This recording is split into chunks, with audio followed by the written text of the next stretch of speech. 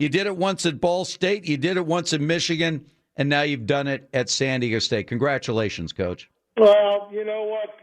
I'm just kind of watching and enjoying watching our guys play, and they're getting ready every week, and how the coaches' interaction with them.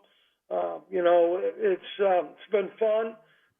It's not over. We got a lot of work ahead of us. That wasn't the prettiest win in the world, but we'll take it at any chance we can. But we did what we needed to do in all three phases and won the football game. Well, if you had told me before the game you would have almost twice as many passing yards as rushing yards, I would say not possible. But Jesse Matthews on the receiving end of those 3 touchdown passes from Lucas Johnson. Let's start with the passing attack. This is as good as we've seen all season long. Well, I think, and you're right, and I think, Lucas has improved. I think he's been more focused, I would like to say, but I thought he really has done a nice job within the offense and taken kind of what people give us to a certain amount, but a little disappointed that we didn't run the ball like we needed to run the football. Well, and again, less than 100 yards rushing, although let's give mention to Bird as he broke off a 47-yard run. Something we've talked about all season, Coach, just how do you get the ball in his hands? Because he is capable of big plays like that. Well, he is. Steve, he's one of those guys who can get in a hole and then out of a hole in a quick manner. He's got great explosion. He does a great job for us in all our special teams. If he's not back deep returning, he's a gunner on our punt or, on our kickoff team. So he's a guy who is truly a team guy and has done a great job for us. And then we can never go without talking about Mr. Ariza, who once again, different type of game, not blasting his 80-yard punts in this one, but inside the 20, pinning him back. And this guy can do everything. The versatility, whether you need a 60-yard punt or you just need a guy that knock it inside the 20-yard line, he never seems to fail. Well, and you're exactly right. It was a different side of Matt Ariza. You saw him with the putting the ball inside the 20, inside the 10 on the punts. Again, his kickoff make it a lot easier on your cover team when he kicks the daggone thing through the end zone. So I think he just continues to, be a great MVP of this football team. Coach, before we start talking about the game coming up on Friday, just again, 10 wins. 10 wins is a huge accomplishment for any college football team. That's a lot of wins in a season. And as you sit back, and I know you're focused on getting ready for Boise State, but can you sort of take a little pause right now and just say to yourself, was this the kind of team that you thought this was going to be going into the season? I mean, last year we were trying to, what was last year? We don't even know, right? Right. Yeah, but I mean, going into the season, did you envision the kind of record that you have right now with this team at 10-1? No. To be honest with you, we were trying to figure out the quarterback situation. Thought we had it figured out. Got to a place where we thought we needed to reopen it up, and so not knowing that for sure, I think when you replace DJ, Tariq, when you're looking in Darren Hall, you're looking at 3 guys in the back end that were significant football players in their time here at San Diego. One of them drafted, the other 2 free agents. So trying to figure out who was going to take over back there in the back end. Thought we'd be good in the front 7 defensively because of what those guys had established so far. And then, offensive line, we had a couple guys to replace from a year ago. And I think they're getting better as the year goes on. Third in the nation in rushing defense. You gave up UNLV just 22 yards on the ground, 77 yards on the ground. Obviously a big part of this team's success. All right, now before we get into specifics against Boise State, how does this work this week, Coach? Let's talk about the 9 a.m. kickoff on Friday, the day after Thanksgiving. What's Thanksgiving going to be like for the team? What's this week going to be like for the team getting ready for this big matchup against Boise? Yeah, well, today's Tuesday, so you got to start there. So we're on Tuesday today. Mm-hmm. It's a Tuesday practice schedule. Our guys lifted this morning at 5:30. That will mimic the time that they'll be eating their pregame meal on Friday.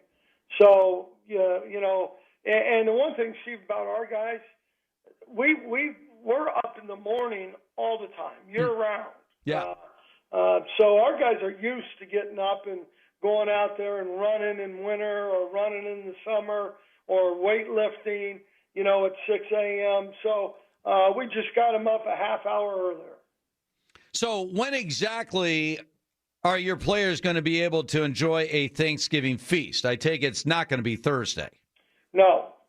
We will have Thanksgiving on Wednesday. On Wednesday. So everything's moves up. So you say, wait a second, Coach, today's Monday. No, today is Tuesday. Correct. Tomorrow's Wednesday, which would mean that tomorrow is Thanksgiving, is right. Thursday is Wednesday. All right, correct. So there you go. All right.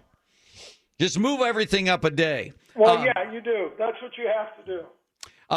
Now, there's a game on Thursday, the actual Thursday, Thanksgiving Thursday, between Fresno State and San Jose State. And, Coach, if Fresno State loses that game, you guys are already clinching your slot in the Mountain West Conference Championship game for the first time in 5 years. Is that a game you're watching, or you're just thinking? I'll promise you that. Now, we'll have some meetings and that kind of stuff going on, walkthroughs up in Carson, but I'll promise you there'll be a TV set glued to that football game. I love that, Coach. I was thinking, well, maybe, no, we're not going to worry about that. We're just going to focus on Boise because, but I mean, it's been 5 years, Coach. Since this Aztecs team has been in the conference championship game. And by the way, this year in the Mountain West Conference, it's quite an accomplishment. I'm looking at you guys only moving up one slot again this week with a nice win on the road against UNLV. And remind me again, you guys beat Utah, right? You beat Utah? Yeah. Who clinched their slot in the Pac-12 championship game and right now may go on to win a Pac-12 championship. I just want to remind myself of that, right? You guys? Yes, we did. And these guys have done it without playing a home game. Oh, thank you very much, Coach. We haven't played one home game. No home games. And in fact, obviously, if you guys do get to the conference championship game, you got one more non-home game in the conference championship game. Yes, sir. Yep. That is, how about Coach of the Year votes? I know you're not going to vote for yourself. I'll vote for you if I have a chance. Whatever happens is the work of a lot of good young men and, the assistants. They do a great job. I'm trying to stay out of the way, Steve. Well, you're not, but you're right about that. And I know how you always deal with this personal stuff because a vote for you is a vote for the entire team. It's a vote for your staff. It's a vote for these players. But, I mean, we're going to look back on this season because you already got 10 wins in the bank. We're going to look back on 2021 and say, how did these guys do that? Traveling up to Carson and not really, having the fans behind them. We're not going to worry about that next year. You're going to have a packed stadium for every game. It's going to be absolutely fabulous. Yeah. But how you've done what you've done this year with this Aztecs team, Coach, mind-blowing. And it's a credit to the players. It's credit to the coaches. It's a credit to you. And we thank you, man. You just keeping the focus for this football team has been nothing short of a miracle in my eye. But it's a testament to the kind of program San Diego State has, led by this man, Brady Hoke. Well, Coach, congratulations again. Enjoy your move up all week long. So that means you're also going to be enjoying your Thanksgiving meal on Wednesday. Yes, sir. Yes, sir. It's going to be awesome. Now, what exactly do you like to see on your Thanksgiving table? Is there one thing that stands out for you when you sit down to enjoy a Thanksgiving feast? Yeah, anything with gravy or smothered in gravy. I asked this of Rich Ornberger, your buddy Rich. When it comes to gravy, because he's with you, when it comes to the turkey or the mashed potatoes or the stuffing, do you have equal amount of gravy on everything, or is there one thing where you scoop a little extra gravy on? Well, I'm not a stuffing guy. Not a stuffing guy. Wow. No, I'm not, and that really always bothered my dad because I'm not a mushroom guy, and there'd be mushrooms and stuffing, Right. and he would tell me you couldn't taste it. And I would tell him that why would I eat it if I can't taste it?